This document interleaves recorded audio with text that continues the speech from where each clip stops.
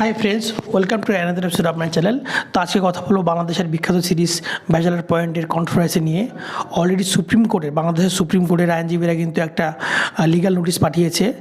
পাঁচজন অভিনেতা সহ পরিচালককে, মোট ছজনকে লিগ্যাল নোটিশ পাঠিয়েছে যে এই ধারাবাহিকে যে অশ্লীল এবং আঞ্চলিক ভাষার যে গালিগালাজগুলো এবং মাদক সংক্রান্ত ব্যাপারে যে প্রচ্ছন্ন মানে সমর্থনকে ইন্ডোর্স করা হচ্ছে আর কি, সেটা কাম্য নয়। কারণ পরিচালক নিজেই বলেছেন যে আগে ব্যাচেলার পয়েন্ট তৈরি করতেন হচ্ছে কলেজ পড়ুয়াদের জন্য, ইউনিভার্সিটি পড়ুয়ার জন্য। এখন কিন্তু এই নাটক এতই জনপ্রিয় বিভিন্ন দেশে, মানে ভারত, বাংলাদেশ সহ বিশ্বের অন্যান্য বাঙালি বসবাসকারী দেশে এই নাটক দেখা হয়। সেখানে কিন্তু শিশুরাও দেখেন, বৃদ্ধরাও দেখেন। এটা কিন্তু সমাজের পক্ষে স্বাস্থ্যকর নয়। তো সেটা নিয়ে একটা বাংলাদেশের সুপ্রিম কোর্টের আইনজীবী কিন্তু একটা লিগ্যাল নোটিশ পাঠিয়েছেন। তো এটা নিয়ে কিন্তু একটা বড় মানে কন্ট্রোভার্সি চলছে। বিভিন্ন লোকজন বিভিন্ন মতামত করছেন।